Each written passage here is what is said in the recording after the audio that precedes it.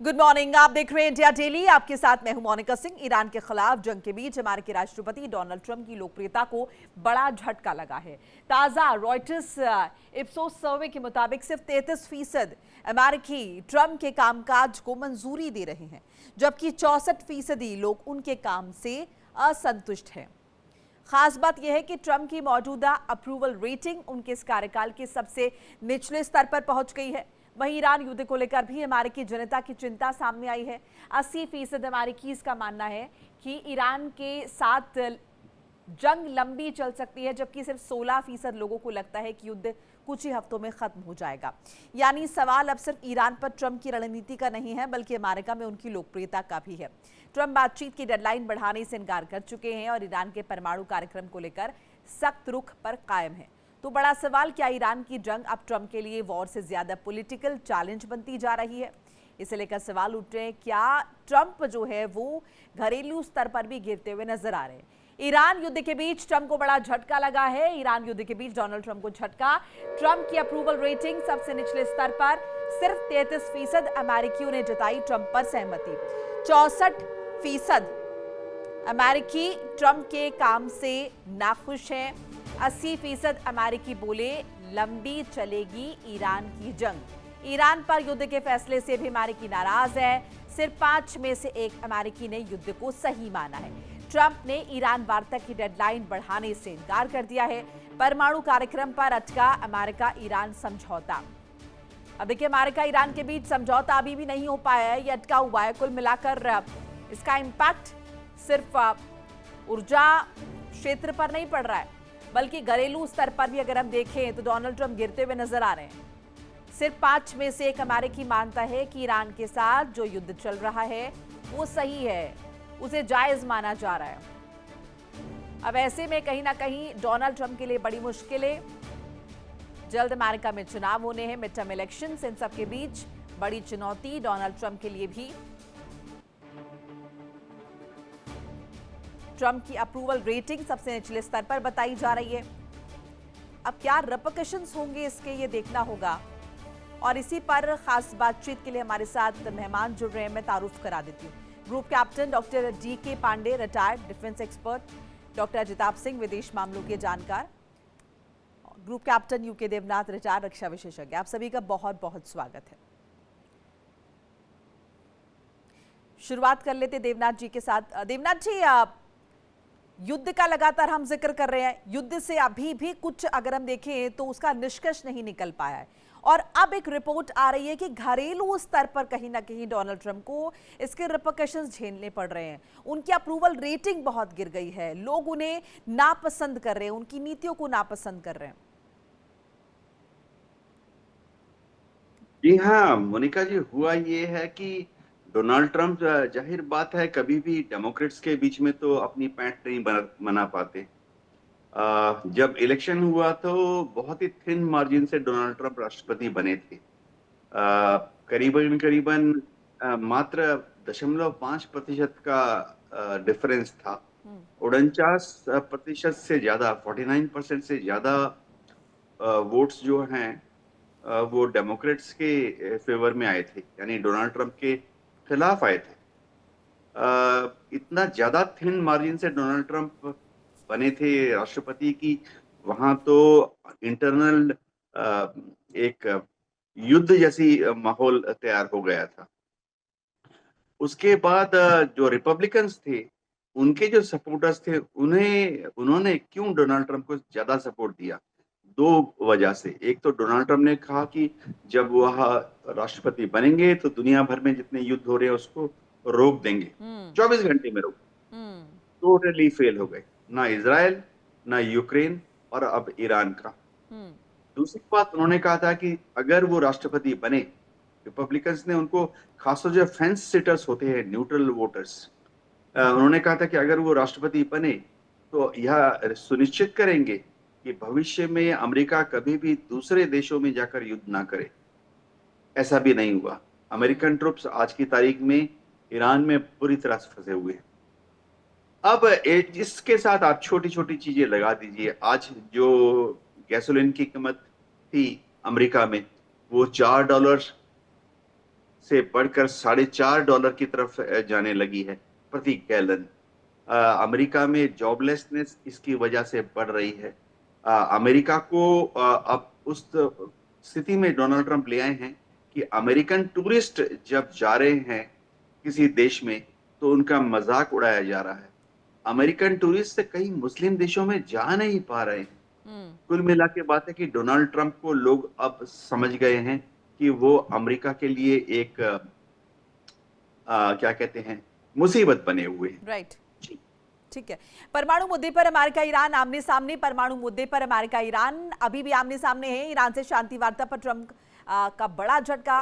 60 दिन की डेडलाइन खत्म है, मोहलत देने से इनकार भी कर दिया ईरान के साथ समझौते पर ट्रंप की दो टूक जवाब। ईरान ऐसी डील नहीं करेगा जैसी अमेरिका चाहता है, ये डोनाल्ड ट्रंप की तरफ से कहा गया है। डॉक्टर सिंह, अप्रूवल रेटिंग गिर रही है, डेडलाइन खत्म हो चुकी है, लेकिन रवैया तो कहीं बदला नहीं है डोनाल्ड ट्रंप का। जो तरीका है वो बदला नहीं है और ऐसा लग नहीं रहा कि उनके रुख में किसी तरीके का बदलाव आया है। किस तरीके से आप देख रहे हैं पूरी सिचुएशन को? देखिए मोनिका जी, राष्ट्रपति आए तो थे एक बड़ा एजेंडा लेके कि अमेरिका को ग्रेट बनाएंगे और अमेरिका फर्स्ट की नीति थी, लेकिन हो उसके उलट रहा है। आज देख लीजिए उनकी युद्ध नीति को ऑलमोस्ट मतलब 5 में से 1 मींस 20% लोग ही सिर्फ ईरान युद्ध को सपोर्ट करते नजर आ रहे हैं। 80% लोगों ने उनकी आर्थिक नीति को नकारा है, उनकी युद्ध नीति को नकारा है। तो एक तरफ उनकी पॉपुलर लोकप्रियता में जो ह्रास हो रहा है और ये लगातार नीचे गिर रहा है ग्राफ, तो ये निश्चित रूप से इलेक्शन जब सर पे है, 2 महीने बाद है, तो उनके लिए चिंता की बात हो सकती है। दूसरी तरफ देखिए इनका जो राष्ट्रीय कर्ज है वो भी बढ़ा है। अभी अमेरिका के ट्रेजरी डिपार्टमेंट की जो रिपोर्ट आई है कि पहली दफा अमेरिका का जो राष्ट्रीय कर्जा है वो $40 ट्रिलियन से ऊपर हो गया है, फर्स्ट टाइम। तो आप सोच लीजिए अमेरिका एक तरफ जो कर्ज कहते हैं कर्ज में भी डूबता जा रहा है, उसकी आर्थिक स्थिति और जीडीपी भी स्लो हुई है। पिछले क्वार्टर से इस क्वार्टर में उसकी जीडीपी ग्रोथ है वो भी अब 1.5% पे आ गई है, जो पिछले क्वार्टर में 2.6% थी। तो जीडीपी मींस कि उसके इकोनॉमी में भी ह्रास हो रहा है, राष्ट्रपति ट्रंप की लोकप्रियता गिर रही है। तीसरी तरफ आप देख लीजिए इनके हथियार भी घट रहे हैं।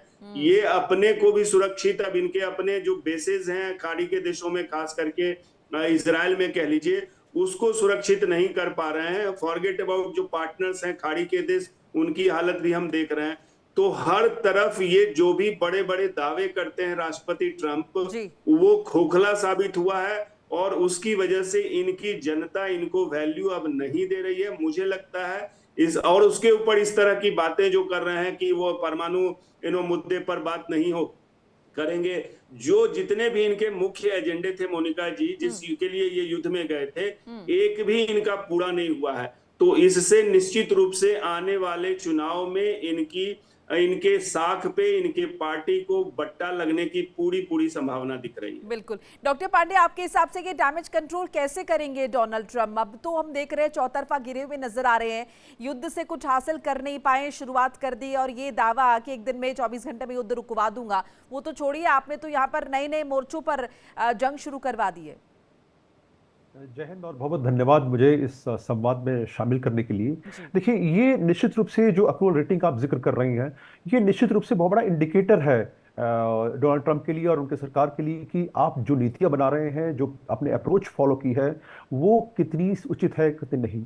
एक बहुत बड़ा कारण रहा है कि उन्होंने जब जितने भी निर्णय लिए उसमें जो उनकी टीम है या बाकी जो लोग भी इन्वॉल्व हैं अपने कांग्रेस में भी, उन्होंने जो बहुत लेट बताया कि क्या कर रहे हैं क्या नहीं कर रहे हैं, तो इससे उनसे उनके खिलाफ एक जो है वो उनके खिलाफ लोगों का मत जाने लगा।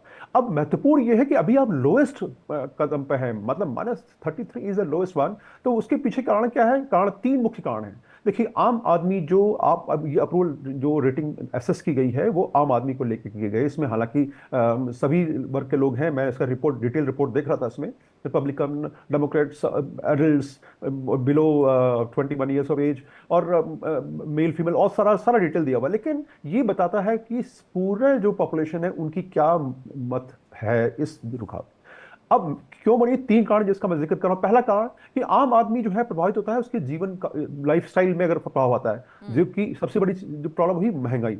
महंगाई आपकी इतनी बढ़ गई कि अगर आप देखें, ये युद्ध काल है 28 फरवरी से अब तक का, उसमें लगभग 56.4 56.4 बिलियन एक्स्ट्रा खर्च किया है अमेरिकी लोगों ने। क्यों? क्योंकि उस जो ऑयल कॉस्ट एस्केलेशन हुआ उसकी वजह से। तो ये अगर इस गणना को फर्दर और डीप में जाएं तो ये प्रति परिवार $477 बनता है। तो एक आदमी ने बिना बिना किसी प्रॉब्लम के $477 जो है खर्च कर दिए, क्योंकि निर्णय इस प्रकार से लिए गए।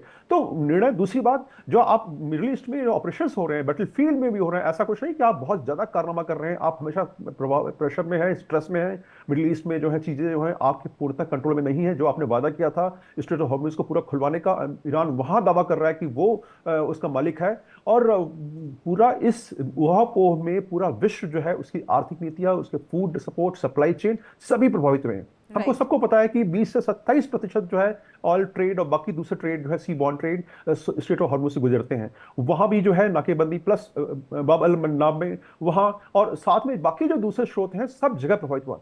तीसरी बात जिसका मैं जिक्र करना चाहूंगा कि जो उनकी जो कॉस्ट ऑफ वॉर है वो लगातार बढ़ रहा है।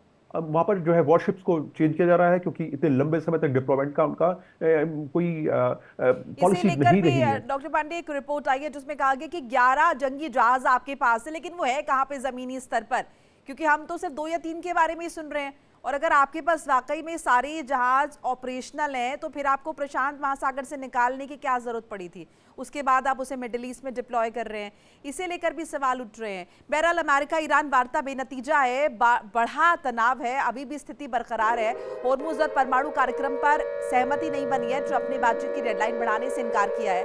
अमेरिका ईरान के 60 दिन पूरे हो चुके हैं, अभी भी शांति की डील नहीं हुई है। 60 दिन की समय सीमा खत्म हो चुकी है और अभी भी गतिरोध की स्थिति बरकरार है। देवनाथ जी, अब ये 60 दिन की समय सीमा तो खत्म हो चुकी है, क्या फिर नए सिरे से सीज फायर होगा? क्या स्थिति देख रहे हैं? क्योंकि 60 दिन के दौरान भी हम देख रहे थे कि वो अटैक्स हो रहे थे, ऐसा नहीं था कि हमले नहीं हो रहे, लेकिन फिर भी उन्हें सीज फायर कंसिडर कर रहे थे। अब ये जो 60 दिन की समय सीमा है ये भी खत्म हो चुकी है, अब ये क्या स्थिति है? क्या ये अटैक्स तेज होंगे? क्योंकि अभी भी डील तो नहीं हो पाई है।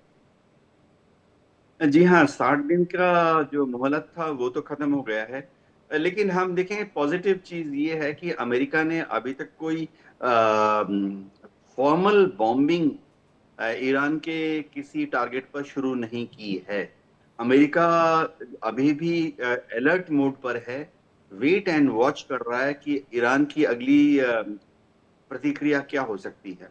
ईरान भी अपनी तरफ से तैयारी करके बैठा हुआ है और ईरान इंतजार कर रहा है कि क्या अमेरिका फिर से बमबारी चालू करता है। हाँ, स्ट्रेट ऑफ हॉर्मुज में, बाब अल मंदेब में ईरान ने छोटे छोटे रॉकेट फायर किए हैं। इन मिसाइलों से छोटे छोटे जो वॉर हेड हैं उससे कुछ शिप्स को क्षति भी पहुंची है।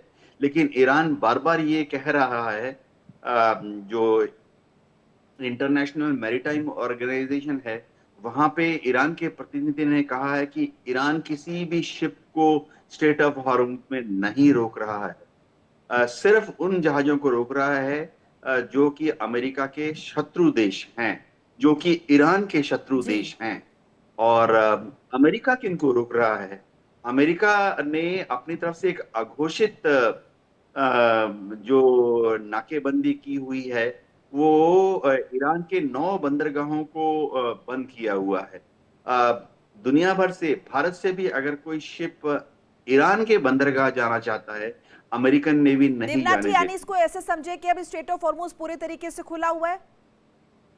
स्ट्रेट ऑफ हॉर्मुज ईरान कह रहा है कि उसकी तरफ से पूरी तरह से खुला हुआ है, वो सिर्फ अमेरिकन शिप्स को रोकेगा और जो अमेरिका के दोस्त हैं यानी ईरान के दुश्मन हैं उनके शिप्स को रोकेगा।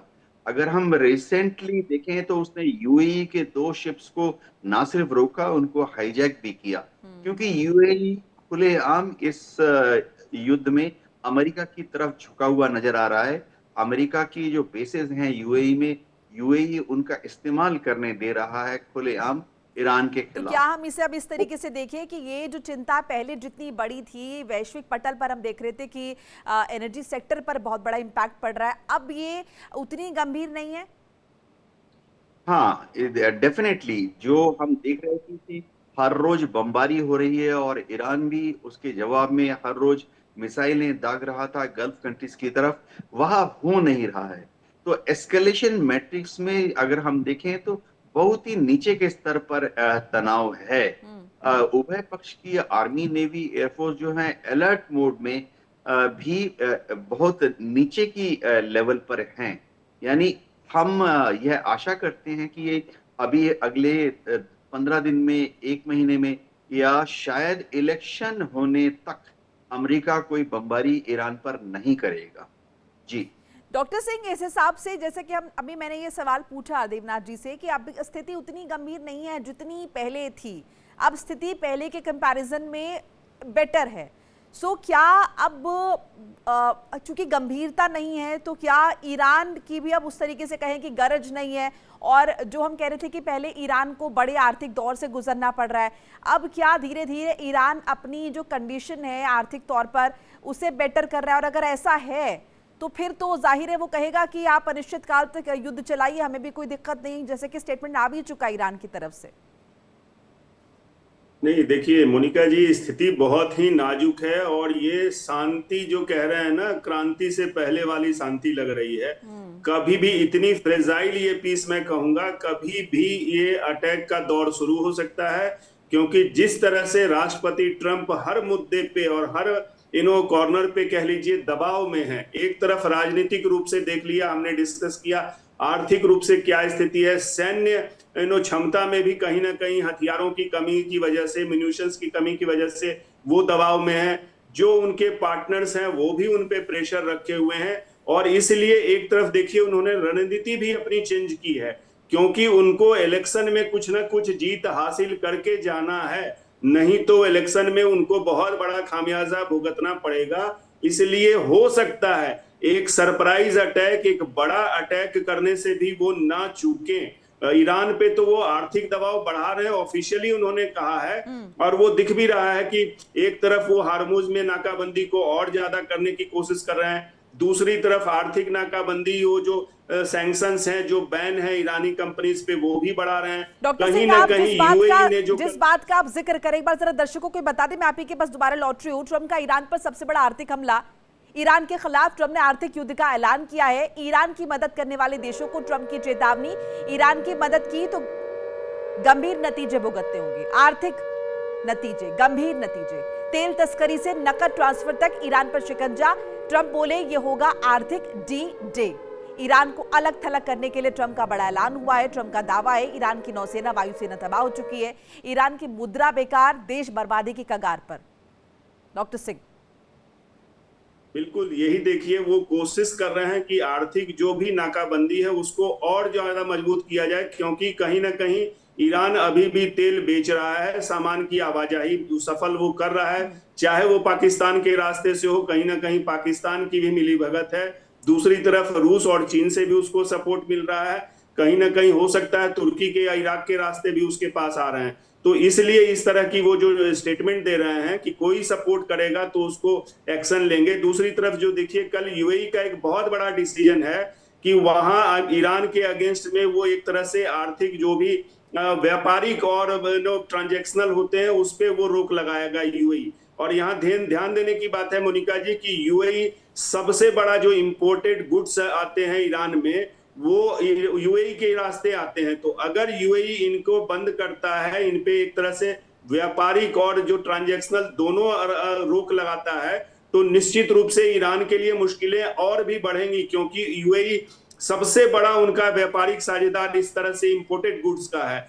तो निश्चित रूप से ट्रंप की ये नीति कहीं ना कहीं कारगर होती दिख रही है। और दूसरी तरफ देखिए, ये सैन्य दबाव भी बना रहे हैं, कूटनीतिक दबाव भी बना रहे हैं। जो मक्का अभी त्रिगुट बना है उससे ये कोशिश कर रहे हैं कि हूती या जो प्रॉक्सीज हैं उस पे भी दबाव बनाया जाए और उसके थ्रू ईरान पे दबाव बनाया जाए।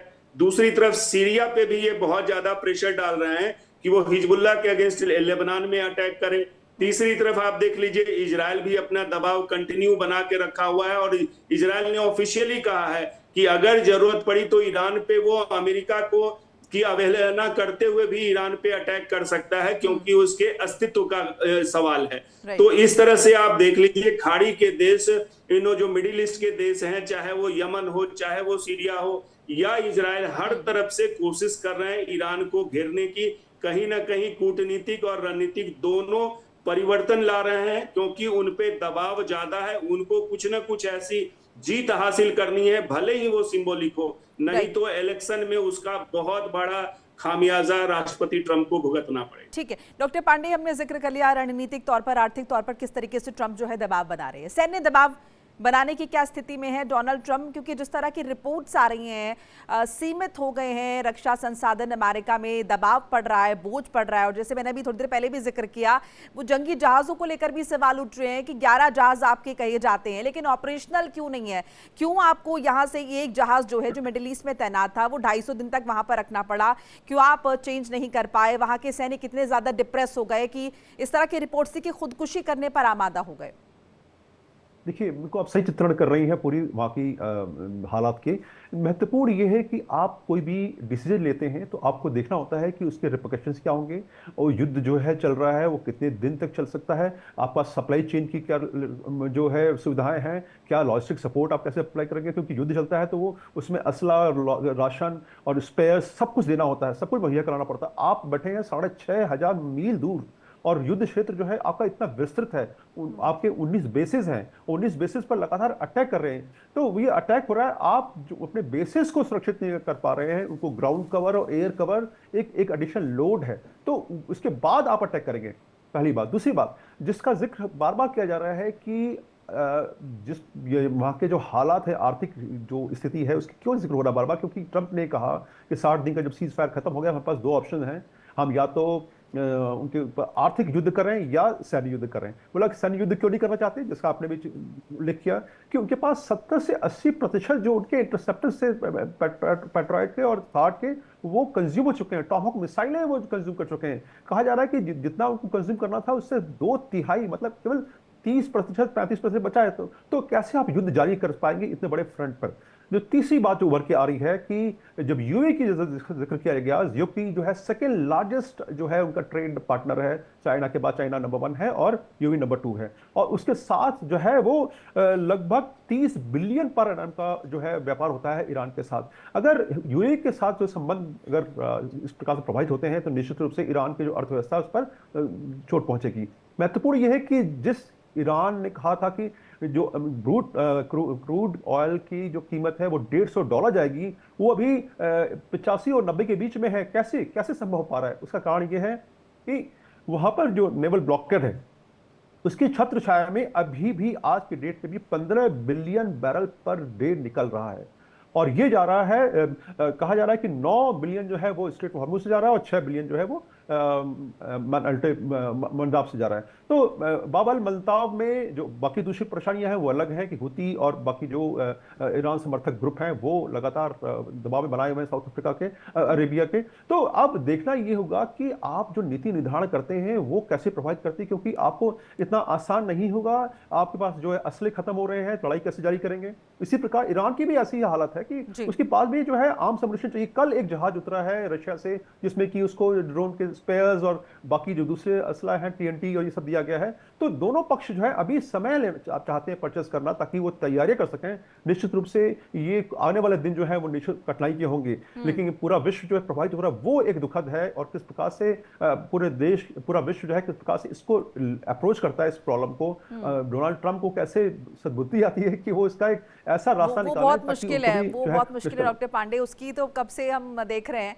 उसके उलट ही चीज़ें देखने को मिल रही हैं। अभी तो जो उन्होंने वो झंडा लगाया और ईरान यूएई ओमान को अपना बता दी, बहुत सारे ऐसे एग्जाम्पल्स हैं। बहरहाल मिडिल ईस्ट में स्थिरता पर अमेरिका की बड़ी पहल, मिडिल ईस्ट में स्थिरता पर अमेरिका की पहल। अमेरिका ने कहा संयम और बातचीत ही आगे का रास्ता, सीरिया की इंटीग्रिटी और इजराइल की सुरक्षा पर जोर। इजराइल, तुर्की, सीरिया से अमेरिका की बातचीत जारी। ट्रंप की अगुवाई में मिडिल ईस्ट में बातचीत को बढ़ावा, अमेरिका ने कहा। अमेरिका का विजन है समृद्ध मिडिल ईस्ट और स्थिर सीरिया।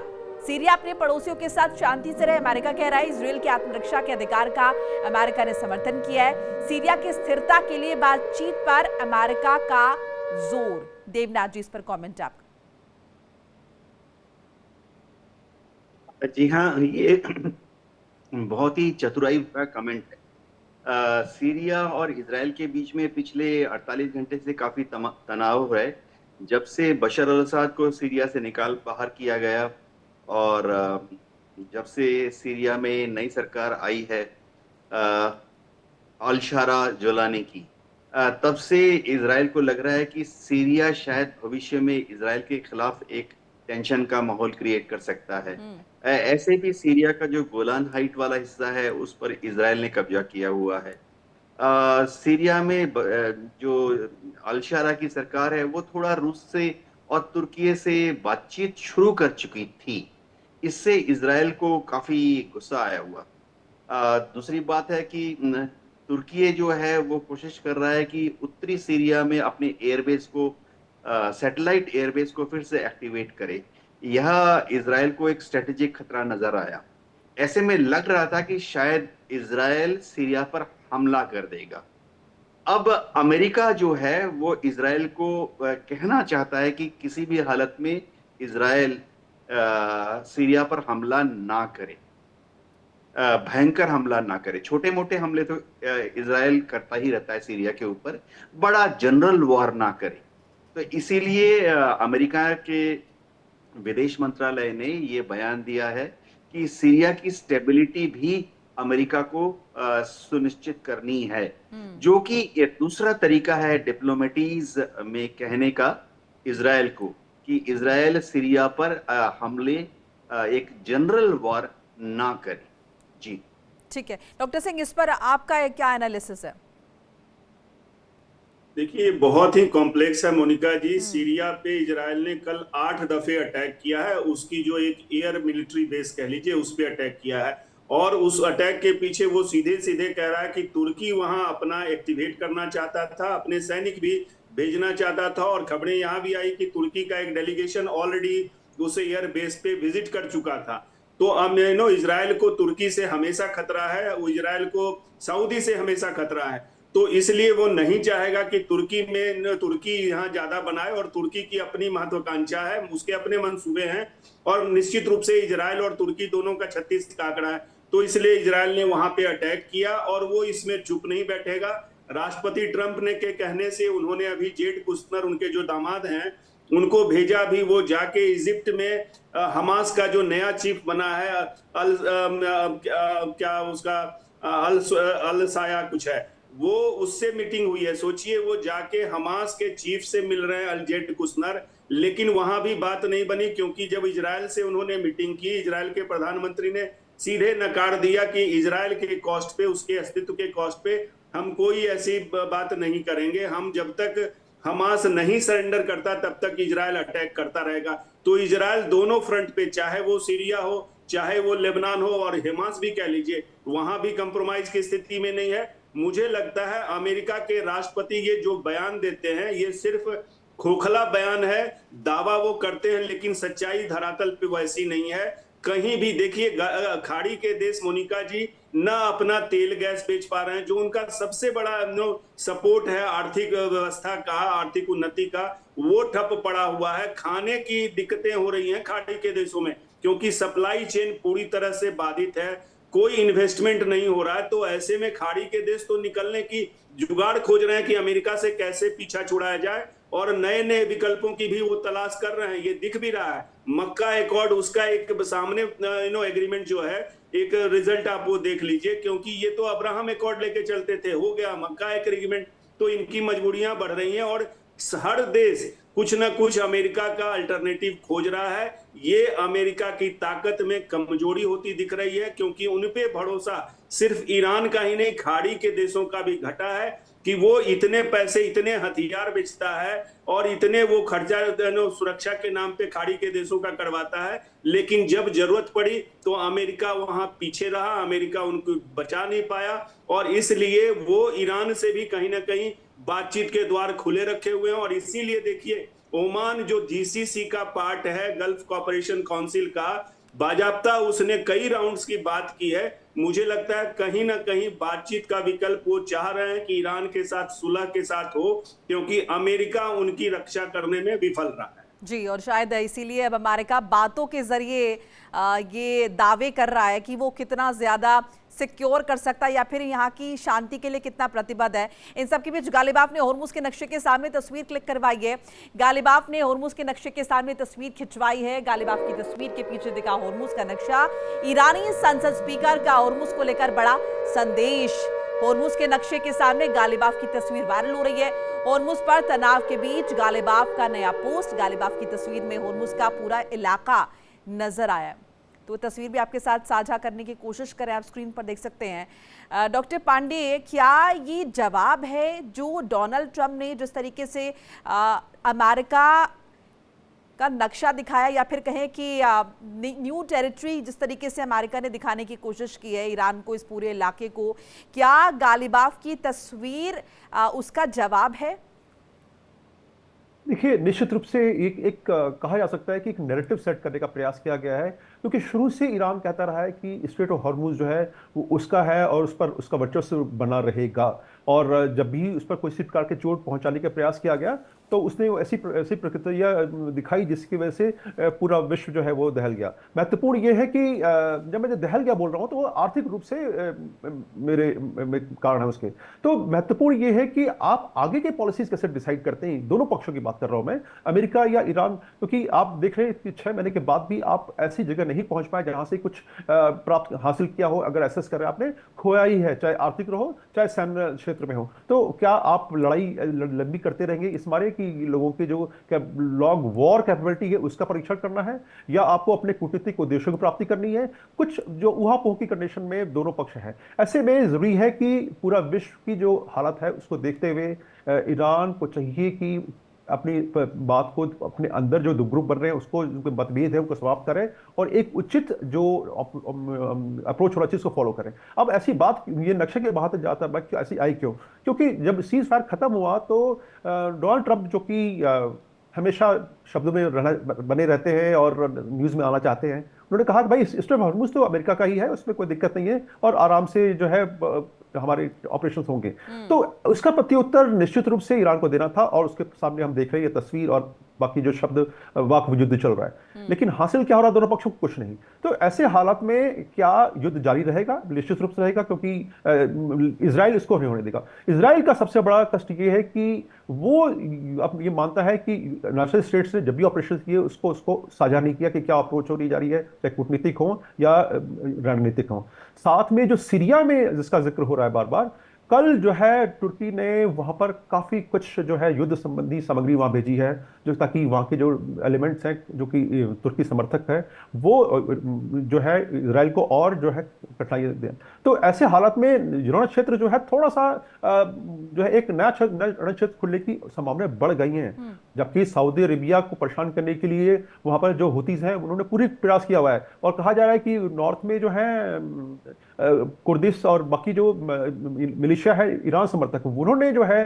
सऊदी अरेबिया पर दबाव बना रखा ताकि उसके व्यापार प्रभावित हो, और साथ में हुती ने साउथ में किया हुआ। इस प्रकार से दोनों के बीच में जो है ये पूरा का पूरा जो है सऊदी अरेबिया भी आ गया है। अब देखना होगा कि सऊदी अरेबिया क्या अप्रोच करता है, क्योंकि वो अपने खुद के लड़ने की क्षमता को लगातार बढ़ा रहे हैं, इन्वेस्ट कर रहे हैं। लेकिन आपके और जो आर्थिक जो आपके जो आपका जीडीपी का मुख्य हिस्सा है ऑयल ट्रेड, वो बहुत जबरदस्त प्रभावित हुआ है। ऐसे हालात में निश्चित रूप से सऊदी अरेबिया को देखना होगा कि किस प्रकार से इस युद्ध को जारी रहता है, कैसे उसमें शामिल होता है, क्योंकि युद्ध एक अपने आप में समस्या है, इसका समाधान दोनों पक्ष को निकालना ही होगा, क्योंकि एक्सेस बढ़ता रहेगा, उद्देश्य की प्राप्ति होगी नहीं। ये जो डायलेमा की कंडीशन है ये बड़ा दुखद है, क्योंकि पूरा विश्व प्रभावित हो रहा है, हम ये सभी भली बातें देख रहे हैं। निश्चित रूप से रशिया और चाइना का जो समर्थन है और ईरान को लगातार मिल रहा है, इन दोनों देशों को भी देखना होगा कि क्या हासिल हो रहा है, क्योंकि चाइना को जो एक अमेरिका का उद्देश्य रहा है कि चाइना को से बुरी तरह से जो है वो दबाव में डाला जाए, वो कुछ हद तक हासिल कर पाया, क्योंकि वेनेजुएला में जो चाइना को डिस्काउंट मिलता था ऑयल में, वो इंटरकनेक्टेड है। बिल्कुल डॉक्टर सिंह का कमेंट ले लेते हैं सर, मैं लॉटरी आपके पास। जी, छोटा सा मैं ऐड करना चाहूंगा मोनिका जी, कल जो ईरान का हैदराबाद में कंसुलेट है उसने एक मैप जारी किया है,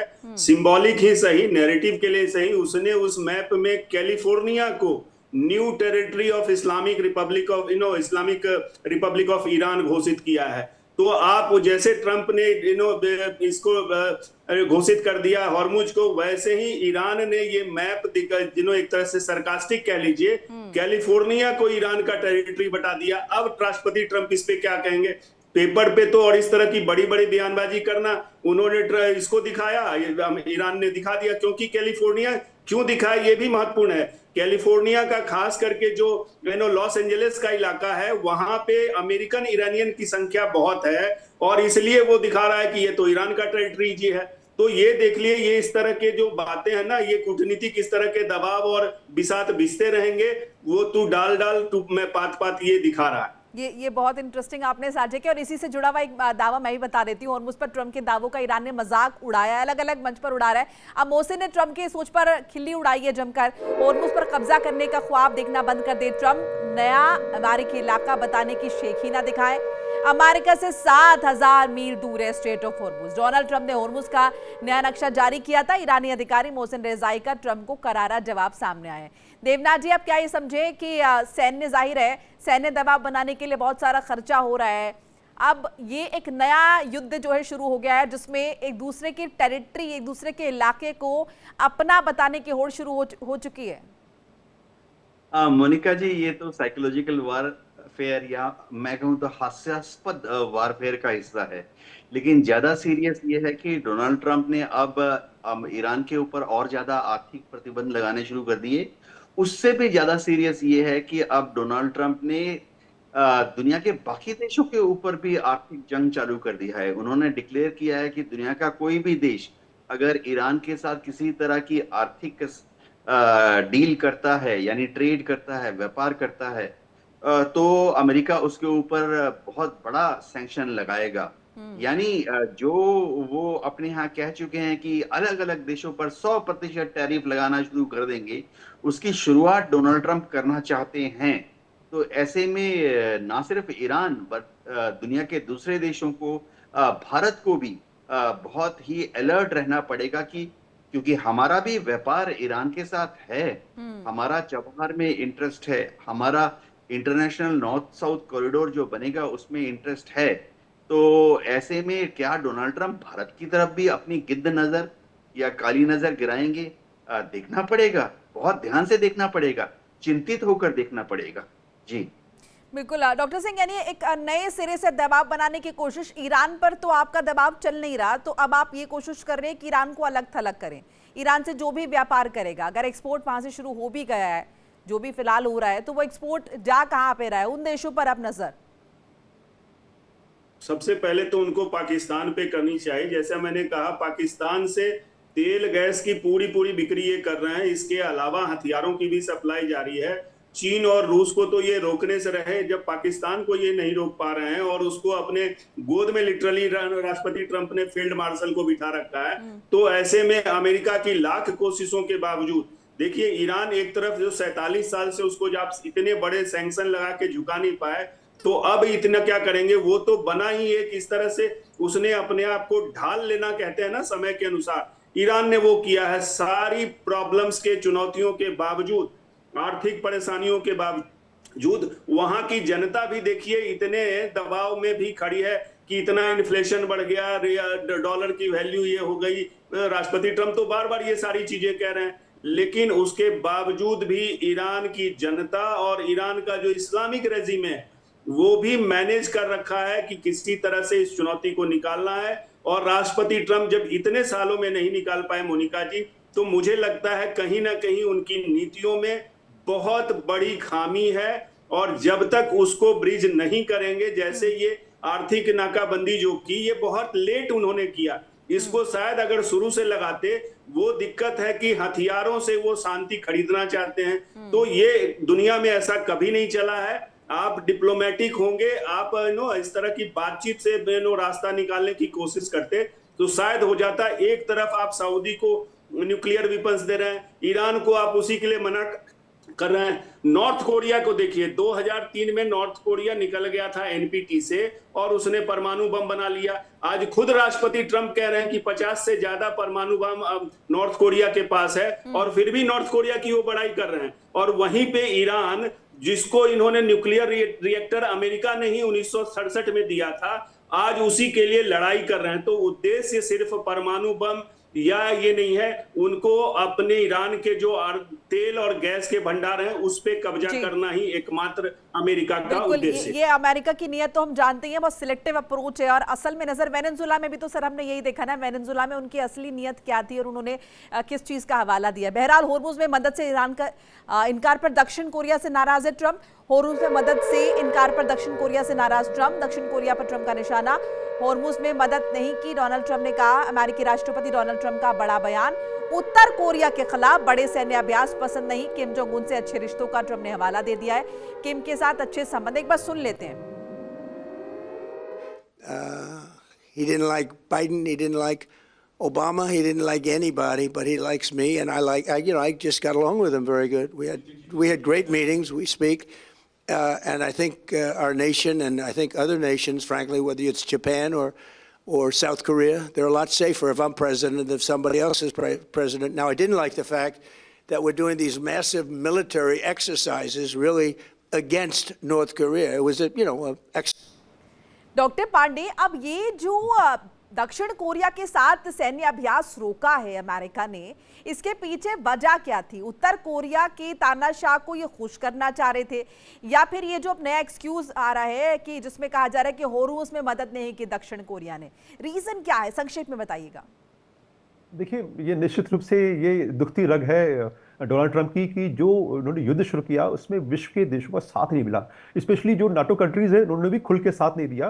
वो कहते हैं दबाव में जितना संभव हो सकता था कि कहते हैं ना कि नॉमिनेशन एक टोकन सपोर्ट दिया। ऐसे हालात में वो दुखी रहे कि अगर उनका मुख्य जो ऑब्जेक्टिव था कि अगर सभी देश जो ईरान से व्यापार करते हैं, तेल लेते हैं या और दूसरा व्यापार करते हैं, अगर उन सबको रोक दें तो ईरान जो है खुद प्रेशर आ जाएगा और वो हथियार डाल देगा। लेकिन ऐसा नहीं हुआ सभी देशों ने, क्योंकि देखिए कोई भी देश हो उसकी जरूरी है, उसकी लोगों की जरूरत है एनर्जी रिक्वायरमेंट फुलफिल नहीं होंगे तो कोई भी ऐसा निर्णय नहीं लेगा जो कि लेकिन ऐसा क्यों लग रहा है कि एकाएक जो है डोनाल्ड ट्रंप ने बटरिंग शुरू कर दी है नॉर्थ कोरिया के तानाशाह की, किम जोंग उनकी तरफ इतना आकर्षित क्यों हो रहे हैं? यही रीजन है या कुछ और बात है इसके पीछे? नहीं, देखिए इसके दो कारण मेरी आकलन के हिसाब से बनते हैं। पहले कारण रणनीतिक है कि उनको अगर जो नॉर्थ कोरिया ने जिस प्रकार से सपोर्ट दिया है रशिया का, साथ में जब वो इंटरेस्ट शो कर रहा है ईरान की तरफ, तो ऐसे में वो चाहेंगे कि क्योंकि देखिए नॉर्थ कोरिया में जो नेतृत्व है वो ऐसा है जिसके बारे में कुछ कहा नहीं आ सकता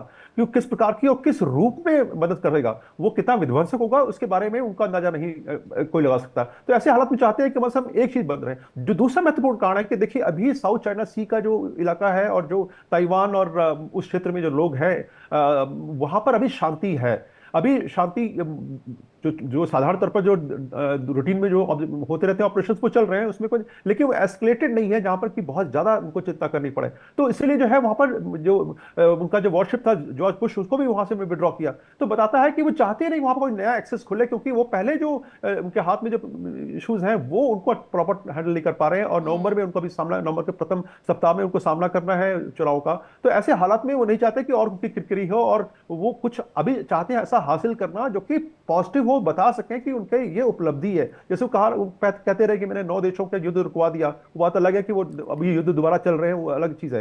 लेकिन उनको समाचारों में बने रहना और अपने प्रति लोगों के जो है तारीफ सुनना, उनको पाकिस्तान इसलिए पसंद आता है। पाकिस्तान में और कोई खास बात नहीं लगी, उनको लगा कि हमेशा कहता है आपको नोबेल प्राइज दे दीजिए, आप महान हैं, आपकी वजह से विश्व चल रहा है, तो आदि आदि जैसे शब्दों का प्रयोग उनको अच्छा लगता है सुन के। तो ऐसे हालात में वो चाहते हैं कि एक नया एक्सेस जो है वो नहीं खुले, क्योंकि जापान में जो है व्यथित है कि चाइना और जो के बीच में जो एक रिपोर्ट और आई है यहाँ पर जिसमें कहा जा रहा है कि नवंबर में किम जोंग उन से मुलाकात डोनाल्ड ट्रंप कर सकते हैं।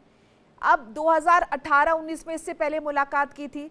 देवनाथ जी, ये किस तरफ इशारा कर रहा है? किम जोंग उन से मुलाकात क्या सिर्फ रशिया को जो मदद भेज रहा है उत्तर कोरिया, उस मदद को रोकना है, उसे सीमित करना है, या कुछ और परम्यूटेशन कॉम्बिनेशंस यहाँ पर बनाए जा रहे हैं? संक्षेप में रखेगा। मोनिका जी, डोनाल्ड ट्रंप जो हैं आउट ऑफ बॉक्स थिंकिंग करते हैं, इतना ज्यादा आउट ऑफ बॉक्स थिंकिंग करते हैं कि उनका अपना खुद का विदेश विभाग समझ नहीं पा रहा कि वो क्या कर रहे हैं। आपने सही फरमाया, जो नॉर्थ कोरिया 50,000 ट्रुप्स को यूक्रेन में भेज रहा है यूक्रेन के खिलाफ युद्ध करने के लिए, जो नॉर्थ कोरिया लगातार ईरान को मदद कर रहा है युद्ध लड़ने के लिए, जो नॉर्थ कोरिया लगातार दक्षिण कोरिया को धमकी दे रहा है कि किसी भी समय हमला करके उसको गपचिया सकता है, उस नॉर्थ कोरिया के साथ पिंगे भरने की बात कर रहे हैं डोनाल्ड ट्रंप। हाँ, ये बात है समझनी पड़ेगी कि अमेरिका के जो वॉर रिजर्व हैं बहुत स्ट्रेस्ड हो गए हैं। इतने ज्यादा स्ट्रेच हो गए हैं कि अमेरिका अपनी एयरक्राफ्ट कैरियर को ईरान के साथ युद्ध के लिए भेज नहीं पा रहा है। तो ऐसे में जब अमेरिका के सारे रिसोर्सेज बहुत ही जमीनी स्तर पर देखा जाए बहुत ही कमजोर हो गए हैं, हाँ। तो वो चाहते हैं कि नॉर्थ कोरिया का जो फ्रंट है वो शांत रहे। वो सर, नहीं इसमें चाहते एक कि और किसी मेरी भी तरह से- क्यूरोसिटी इसमें एक और क्यूरोसिटी डॉक्टर सिंह से मैं पूछ रही, चलते चलते क्लोजिंग कमेंट है कि क्या चाइना को हल्के में ले लिया है? लग रहा है कि चाइना अब कोई चुनौती नहीं है, रशिया की तरफ आपका फोकस चला गया, ईरान की तरफ फोकस चला गया। नहीं, देखिए, राष्ट्रपति ट्रंप बौखलाए हुए हैं। अब आप सोच लीजिए, तानाशाह उत्तर कोरिया से वो हाथ मिला रहे हैं, चीन के प्रति वो नरमी बता रहे हैं, बरत रहे हैं, और अपने जो उनके पार्टनर हैं, चाहे वो दक्षिण कोरिया हो, जापान हो, भारत हो, इसको एक दूर कर रहे हैं। तो अमेरिका डेमोक्रेसी की बात करता है, और जितने भी डेमोक्रेटिक कंट्रीज हैं, चाहे वो उत्तर नॉर्थ साउथ कोरिया हो, जापान हो, इन सबको आपने इस तरह से ट्रीट किया है, टैरिफ का लगा के और कई तरह के बहाने बना के। और दूसरी तरफ जो तानाशाह कंट्री है, चीन है, नॉर्थ कोरिया है, इससे आप सट रहे हैं। ये क्या दिखाता है? अमेरिका अपनी जो उसके सिद्धांत हैं, अपने जो उसूल हैं, उससे कंप्रोमाइज कर रहा है, और ये कंप्रोमाइज उसकी मजबूरी दिखाता है, क्योंकि कहीं ना कहीं पूरे विश्व में जो छीछा लेदर अमेरिका की हुई है, चाहे ईरान में, चाहे यूक्रेन में, या वेनेजुएला के इगुन मामले में, उससे अमेरिका को निजात पाना है, और वो निजात दिख नहीं रहा है। इसलिए इस तरह की छटपटाहट, बौखलाहट में वो अपने जो उनके मातहत हैं, उनके इंटेलिजेंस है, कमांडर्स हैं, उसके अगेंस्ट जाके, उनकी जो फॉरेन मिनिस्ट्री के लोग हैं, उसके अगेंस्ट जाके नहीं गिरेगी वो अप्रूवल रेटिंग डोनाल्ड ट्रंप की, और क्यों नहीं गिरेंगे वो घरेलू मोर्चे पर, जब उनकी विदेश नीति या फिर उनकी हरकतें कहें वो इस तरह की नजर आ रही है। बहरहाल वक्त मेरे पास सीमित, आप सभी का बहुत बहुत शुक्रिया हमारे साथ जुड़ने के लिए, अपनी कीमती राय, कीमती वक्त साझा करने के लिए इंडिया डेली के माध्यम से। तो एक फ्रंट तो अभी सॉर्ट नहीं हुआ है हॉर्मुज़ स्ट्रेट, दूसरी तरफ अगर हम देखेंगे तो नए नए मोर्चे खुलते हुए नजर आ रहे हैं। डोनाल्ड ट्रंप की नीतियां, विदेश नीति किस तरफ इशारा कर रही है? किम जोंग उन से हाथ मिलाना चाह रहे हैं, रूस के खिलाफ उन्हें उनकी जो सहायता है उसे सीमित करना चाह रहे हैं, या फिर ईरान को लेकर जिस तरीके से दक्षिण कोरिया ने मदद नहीं की, वो दक्षिण कोरिया से नाराजगी दिखाना चाह रहे। बहुत सारी चीजें ऐसी हैं जिनको लेकर देखना होगा कि आगे घटनाक्रम कितनी तेजी के साथ बदलता है। फिलहाल एक छोटा सा ब्रेक हमें लेना होगा, खबरें लगातार जारी, फौरन हाजिर हो रहे हैं। देखिए इंडिया डेली 24/7 अब आपकी स्मार्ट टीवी पर। इंडिया डेली मौजूद है सभी डिजिटल प्लेटफॉर्म पर लाइव और लगातार। इंडिया डेली 24/7 हर दिन राष्ट्र को समर्पित।